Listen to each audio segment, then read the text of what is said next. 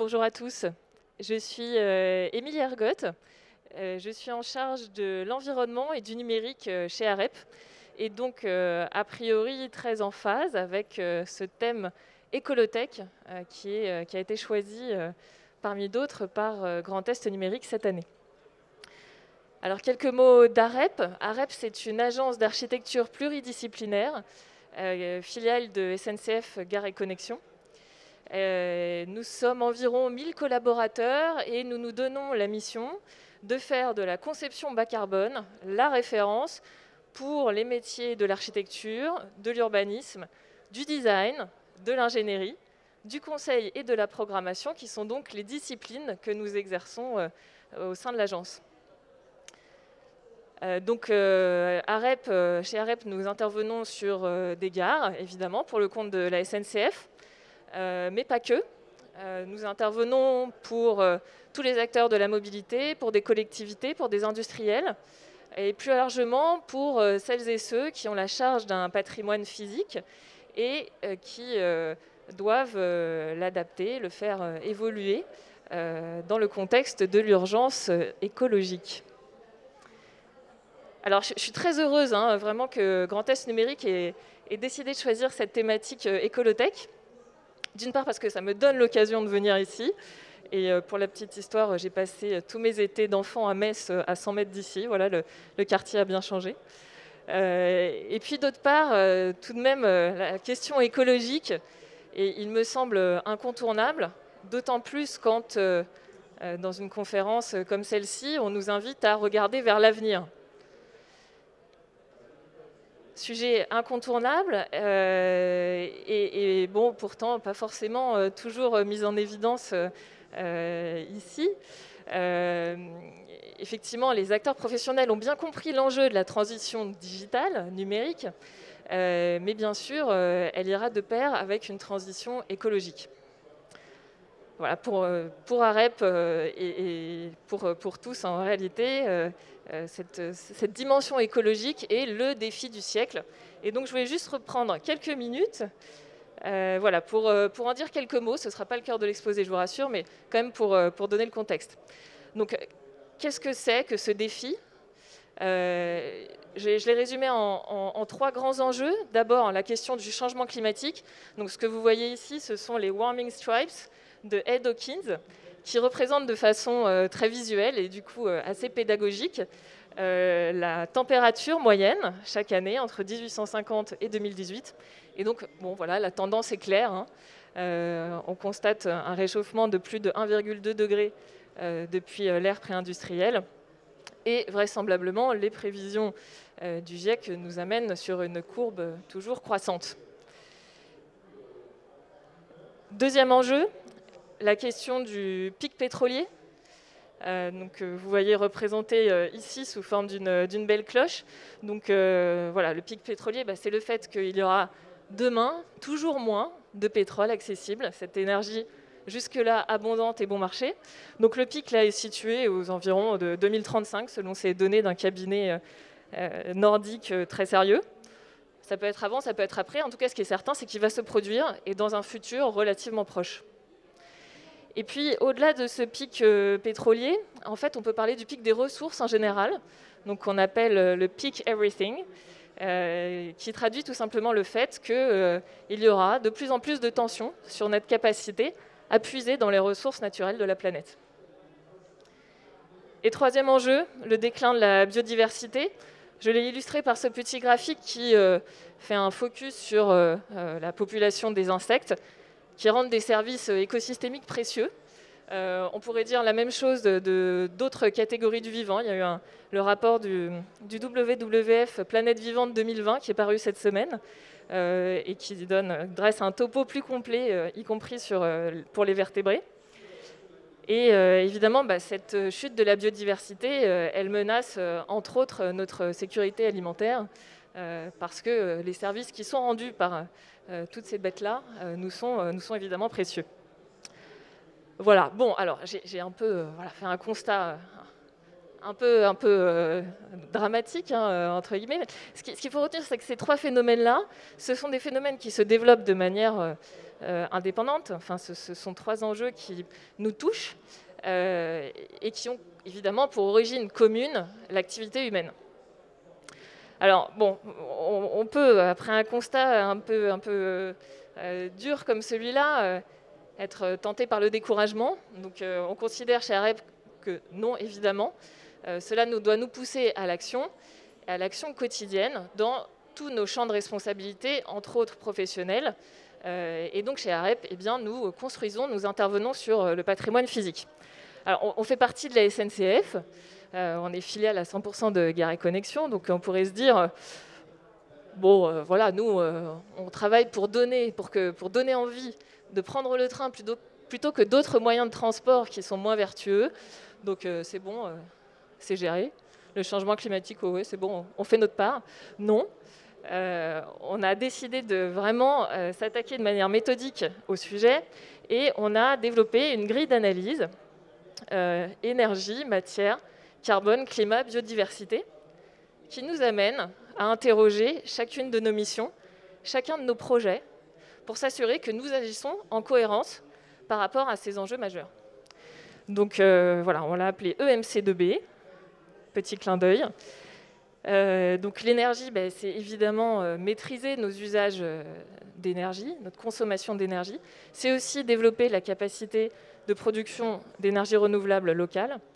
La matière, c'est à la fois, dans notre traduction pour nous, en tant qu'acteurs de la ville et de la construction, c'est à la fois développer l'usage de matériaux géo- et biosourcés, mais aussi limiter au maximum le déchet, entre autres en favorisant le réemploi.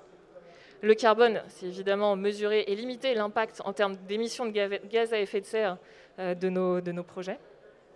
Climat, c'est maîtriser en fait le confort des espaces que nous produisons, le confort en termes de confort thermique, confort aérolique, donc c'est-à-dire le confort dû à des courants d'air, et puis aussi confort en termes de qualité d'air, donc la dispersion de polluants dans l'air. Et puis biodiversité, c'est restituer des trames vertes, bleues, restituer donc des zones d'accueil propices aux vivants. Donc déjà, évidemment, éviter d'en détruire au maximum. On s'appuie dans cette démarche sur l'outil numérique, et donc c'est bien l'enjeu de ma conférence, c'est de vous montrer, à partir de quelques exemples très concrets, comment est-ce que nous réussissons à convoquer certains outils pour atteindre une conception plus vertueuse en termes de performance environnementale. Donc l'outil numérique, juste voilà, pourquoi faire, en quoi ça nous aide. Ça nous aide déjà à mesurer, donc ça veut dire utiliser les bonnes données d'entrée. Ça permet de modéliser un phénomène physique ou économique par des liens de cause à effet, et donc de simplifier un problème qui peut être très complexe en ne retenant que les points importants. Ça permet d'évaluer un modèle selon des indicateurs de performance environnementale, donc les indicateurs EMC2B, énergie, matière, carbone, climat, biodiversité. Ça permet d'optimiser, selon des paramètres clés du projet, l'atteinte de ces indicateurs. Et enfin, ça permet de visualiser les résultats de simulation pour tout simplement aider à la décision.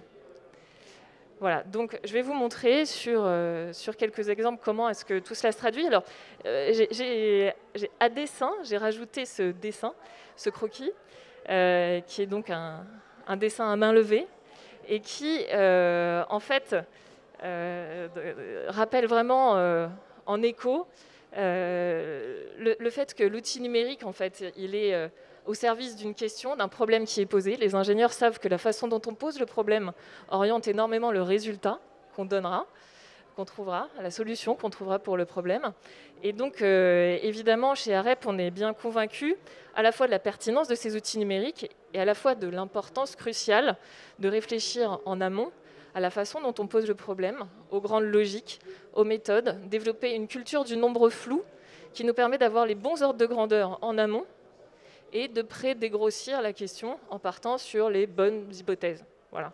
Donc le dialogue entre analogique et numérique est pour nous essentiel. Alors, on y va. Première question, la question du carbone. Évidemment, la dimension clé dans la question du changement climatique.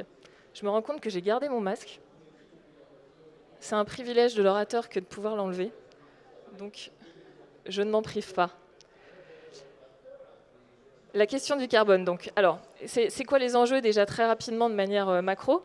Donc, en 2018, un Français, une Française moyenne, avait un impact carbone de 11,5 tonnes de CO2 par an.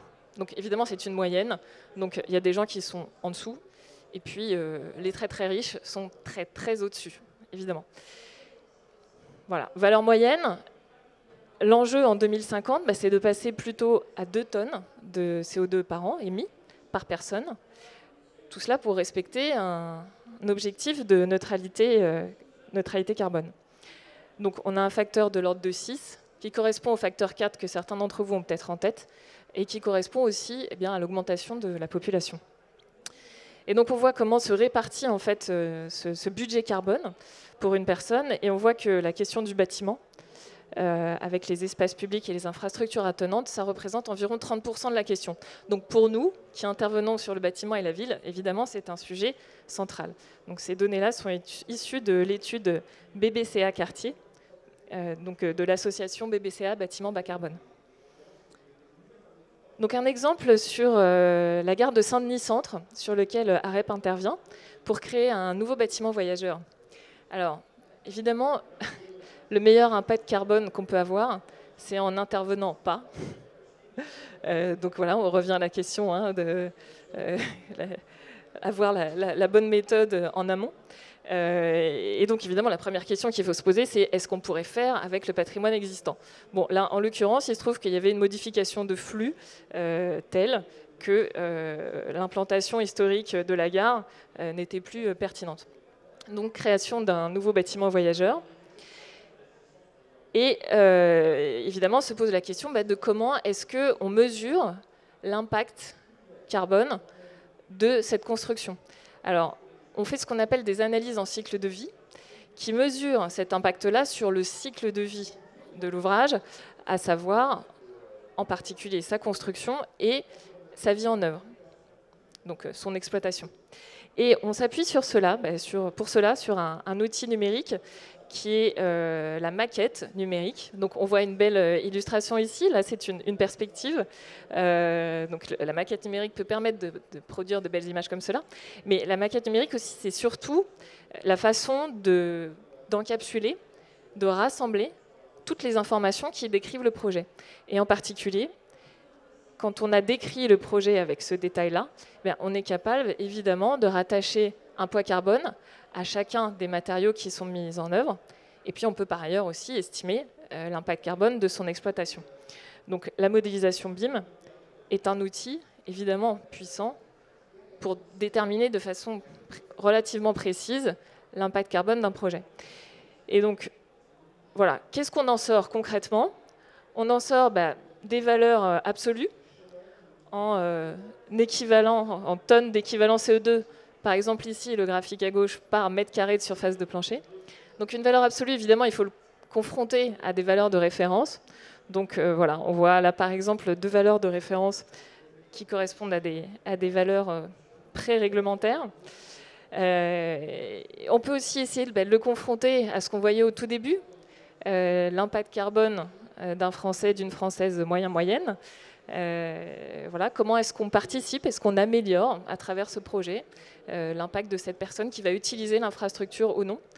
On peut aussi se poser la question, quel est finalement le coût en termes de carbone du voyageur additionnel à qui on va permettre d'utiliser l'infrastructure. Et puis, on peut aussi, évidemment, sortir un résultat comme celui-ci. On voit la répartition de cet impact carbone selon tous les lots du projet. Et ça permet de cibler éventuellement des lots sur lesquels on se dit qu'un effort pourra être avoir potentiellement beaucoup d'impact. Alors voilà un premier exemple sur la question du carbone. Je vais passer à celle du climat, parce que vous pourrez me dire que Derrière ce que je vous ai montré, il n'y a ni plus ni moins que des règles de 3, des multiplications, des quantitatifs par un poids carbone, par matériau. Ce n'est pas hyper sophistiqué.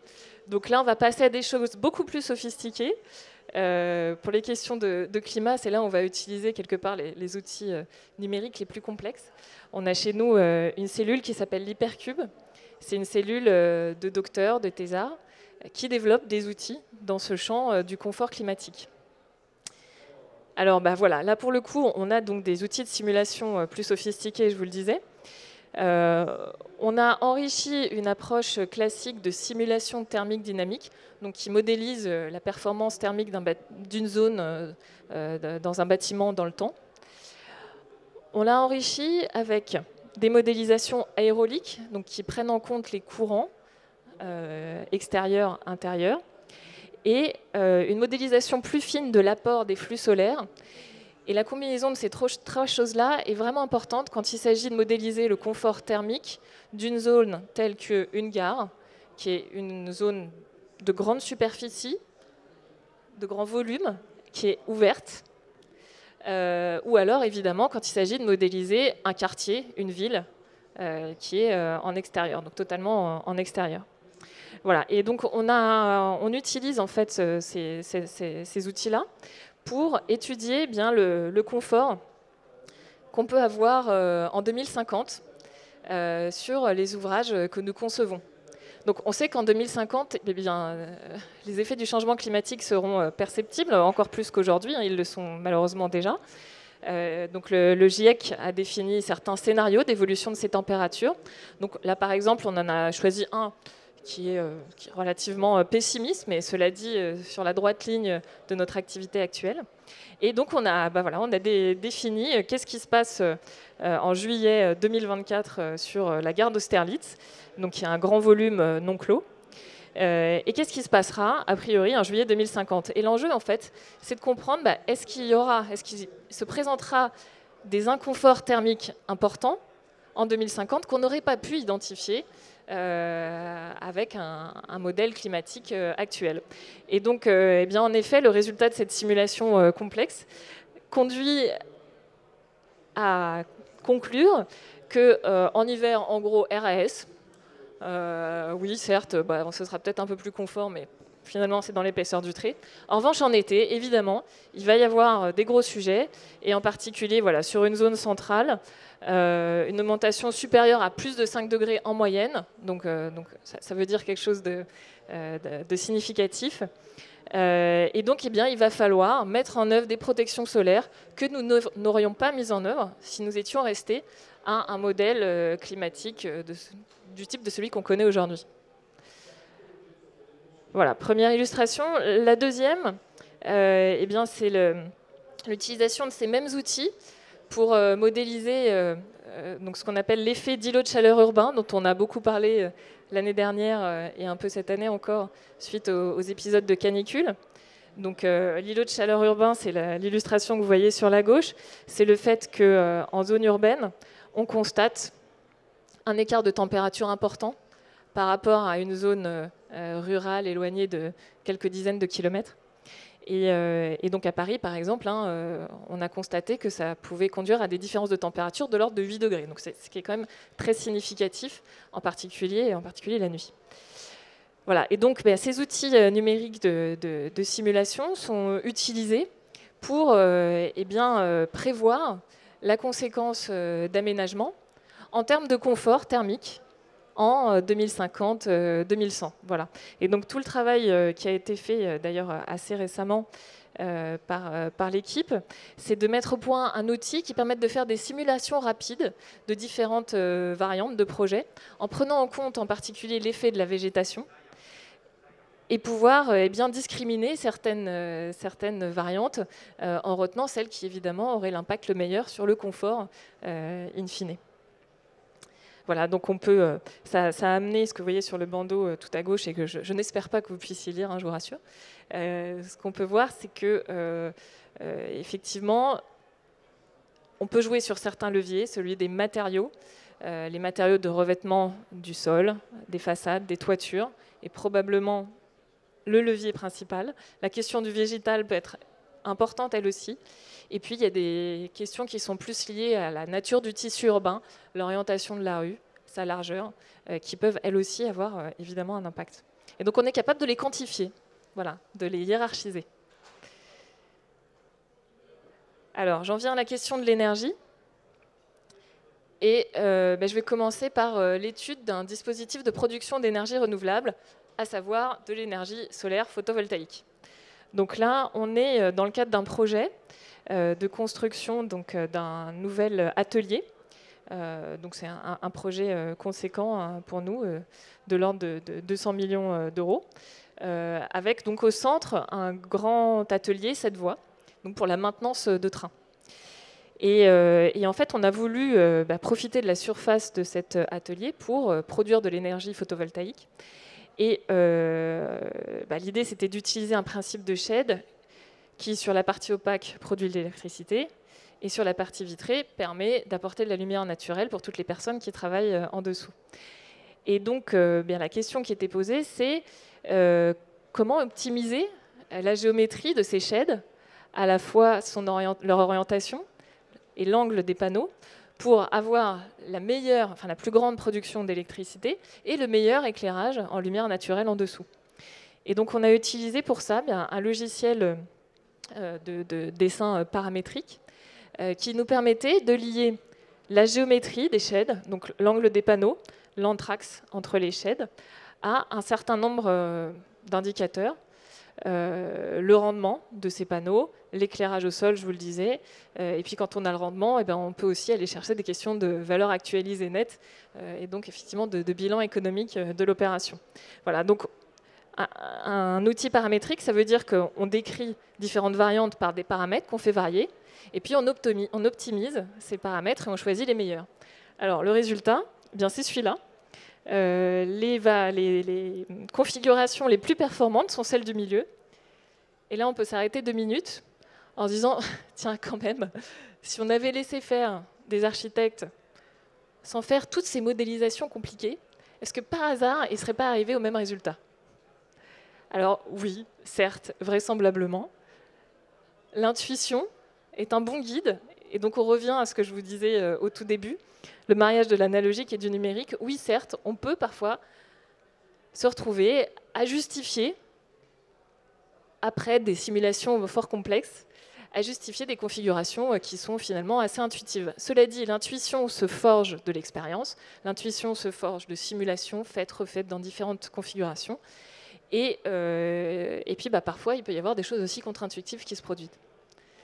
Alors, je passe rapidement puisque je n'ai plus que 5 minutes. Ici, en fait, c'est l'illustration de l'application de cette analyse EMC2B pour le compte de SNCF Gare et Connexion pour établir en fait leur bilan EMC2B et les projeter dans une trajectoire, entre autres, de neutralité carbone. Voilà, donc ça, c'est la partie bilan, je passe vite. Et un autre outil numérique qui nous a été fort utile et qui nous le sera encore dans la suite, c'est cet outil DeepKey qui permet la collecte automatique de données de consommation d'énergie pour l'ensemble des implantations du groupe et qui nous sert, nous, à consolider des données d'entrée et qui nous servira à mesurer l'impact concret de la trajectoire de réduction de la consommation d'énergie. Voilà, donc là c'est un petit coup de pub puisque DeepKey, c'est un outil que nous n'avons pas développé et que nous ne faisons que utiliser. Mais voilà, pour illustrer l'importance de la donnée d'entrée et les outils sur lesquels on peut s'appuyer. Voilà. Et puis pour conclure, donc, pour la question de la matière, donc je vous le disais en introduction, il va y avoir une pression constante sur les ressources naturelles et bon, d'ailleurs, il va y avoir aussi un contexte réglementaire qui va nous y pousser de manière assez cohérente, la loi sur l'économie circulaire. Voilà, nous avons l'objectif, l'ambition de développer massivement le réemploi dans nos projets. La difficulté du réemploi, c'est qu'on peut le faire de manière in situ, c'est-à-dire qu'on démolit un bâtiment et on va réemployer ces matériaux sur site, ou alors de manière ex situ, on va prendre ces matériaux et on va les utiliser sur un autre projet. La difficulté, c'est que de ce fait, il va falloir être capable de connecter un gisement qui est mal connu aujourd'hui, qui n'est pas partagé, avec une opportunité de projet. Et donc, on a développé en fait un outil de web cartographie sur notre outil plateforme qui permet en fait de décrire l'ensemble des gisements disponibles et qui est donné à la connaissance de tous les concepteurs qui interviennent sur des projets et qui peuvent donc réutiliser les matériaux qui seront disponibles au moment où le chantier se produira. Et puis, toute dernière chose, pour illustrer donc, un outil, alors cette fois en cours d'élaboration, dans cet objectif de réemploi, nous sommes partie prenante d'un projet de recherche européen Interreg qui s'appelle Digital Deconstruction. En fait, l'enjeu de cet outil sera de permettre d'établir des stratégies de déconstruction pertinentes par rapport à la typologie et aux matériaux de l'ouvrage à démolir. Parce qu'il y a un gros enjeu en fait, de démolir sélectivement. Quand on veut réemployer, on fait ce qu'on appelle de la dépose précautionneuse, donc c'est beaucoup d'efforts. Il faut déjà savoir bien comment le faire. Il faut savoir le faire pour les bons matériaux, les bons objets. Voilà. Donc on participe en fait à ce projet de recherche qui vise à créer des outils open source qui pourront être utilisés pour établir une stratégie de déconstruction pertinente. Voilà, j'en ai fini. Je vous ai donné donc quelques illustrations d'outils numériques qu'on peut mettre au service de la conception vertueuse. Encore une fois, ces outils ils sont au service d'une vision, d'une méthode. Ce n'est pas l'alpha et l'oméga d'une démarche d'éco-conception. C'est une béquille, c'est parfois plus qu'une béquille, c'est un support qu'il s'agit d'employer à bon escient. Et c'est toute notre culture et notre expérience d'architecte, d'ingénieur qui permet de les mobiliser à bon escient. Voilà. Est-ce que vous avez des questions? Je pense qu'il reste quelques minutes pour cela. J'en serais ravie. Voilà. 2 questions. Merci pour la présentation. Est-ce que les sociétés ont droit à des réglementations en matière de bas carbone? À des réglementations en matière de bas carbone? Est-ce qu'il existe des réglementations? Ouais. Peut-être taxe carbone aussi. Ah oui. Et peut-être je vais prendre la deuxième question en même temps. Okay. Alors, il n'existe pas forcément aujourd'hui de réglementation relative au carbone. Cela dit, ça fait bien partie de la trajectoire. Hein. Donc, il y a eu ces dernières années ce qu'on appelait l'expérimentation E+, C-. Donc, voilà, pour diminuer le poids carbone des projets, du moins le mesurer.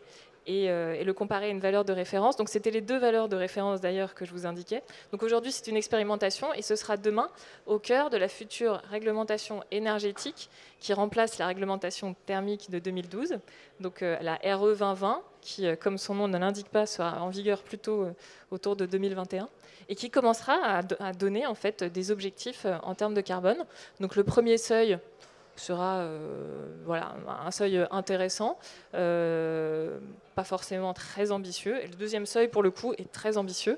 Et donc voilà, ça commencera en effet à contraindre réglementairement les acteurs à bouger. Et juste parce que vous évoquiez donc, également la question de la taxe carbone, donc oui, donc on peut voir la question de la taxe carbone comme la façon de forcer tous les acteurs économiques à se saisir de la question du carbone. Mais je crois que si on n'utilise que ce levier-là, la transformation mettra trop de temps à s'opérer. Et je pense que, quelque part, la coercition, au travers d'une réglementation, est nécessaire, et bien plus qu'elle ne l'est aujourd'hui. Voilà. Donc, en effet, on ne peut que se réjouir que, voilà, bon an, mal an, le chemin en soit pris.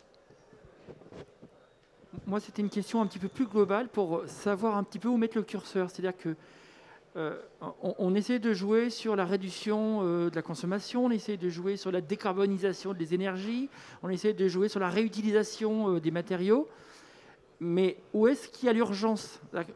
Où agir maintenant, tout de suite, pour que dans 10 ans, dans 20 ans et dans 30 ans, on ne se dise pas, ah ben finalement, on savait déjà en 2020, on savait où il fallait agir, mais finalement, il n'y a pas eu de loi, il n'y a pas eu de directive européenne, et finalement, on n'a pas fait. Oui, merci pour cette question fort importante. On savait en 2020, on savait en vérité déjà en 1972, lors d'un premier rapport du Club de Rome de Denis Meadows, qui s'intitulait Limits to Growth. Limits to Growth, c'est tout simplement la démonstration physique, scientifique, du fait que nous vivons dans un espace fini qui, un jour ou l'autre, demandera à ce que nous mettions aussi des limites à notre activité. Et d'ailleurs, ce même Denis Meadows disait en 2012 déjà qu'il était trop tard pour ce qu'on appelle le développement durable. Mais bon, peut-être que je vais un peu loin. Donc, où est la priorité? Alors, je vais peut-être revenir sur les 3 grands enjeux que je citais pour démarrer. La question du changement climatique, du pic des ressources, peak oil en particulier, et enfin celle de la chute de la biodiversité. Alors, il semblerait que le peak oil, quelque part, soit la voiture balai du changement climatique, dans le sens où, si pour arriver... au sens où pour arriver à notre trajectoire de neutralité carbone en 2050, ça suppose qu'on décline chaque année de 5% nos émissions de gaz à effet de serre, et vraisemblablement dans la décennie, dans les 15-20 ans qui arrivent, la diminution de la quantité de pétrole accessible sera inférieure à ça. C'est-à-dire qu'il y aura toujours plus de pétrole disponible que ce qu'on devrait utiliser pour respecter nos objectifs de diminution du gaz carbonique. Alors je m'appuie là-dessus sur une étude du think tank The Shift Project. On aura toujours suffisamment d'énergie fossile en 2050. Alors ça dépend de la trajectoire qu'on suit, évidemment. Si on se donne les moyens d'atteindre cette diminution, oui. Sinon, évidemment, c'est la voiture balai. La question de la biodiversité, elle est aujourd'hui étudiée de manière assez parallèle et c'est difficile de la faire reconnecter. Ce sera vraisemblablement un enjeu majeur pour les questions de sécurité alimentaire. Bon, alors ça, c'est des choses. Alors moi-même, j'avoue, je suis moins experte de ce sujet-là, et donc je ne saurais pas vous dire quel est s'il est plus urgent que les autres. En tout cas, il est tout aussi sérieux et il faut tout autant s'en préoccuper. Voilà, donc nous, notre approche EMC2B, énergie, matière, carbone, climat, biodiversité, c'est une façon de réunir tous ces enjeux, puisque voilà, ils se manifestent de façon différente pour avoir une approche cohérente. Il faut pousser plusieurs leviers en fait, pour arriver à un résultat global satisfaisant.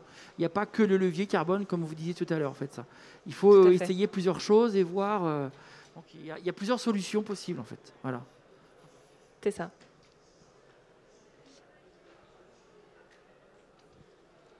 Mais je crois qu'on en a terminé, à moins qu'il y ait une dernière petite question. De toute façon, le temps est écoulé. Eh bien, merci beaucoup et très bonne soirée.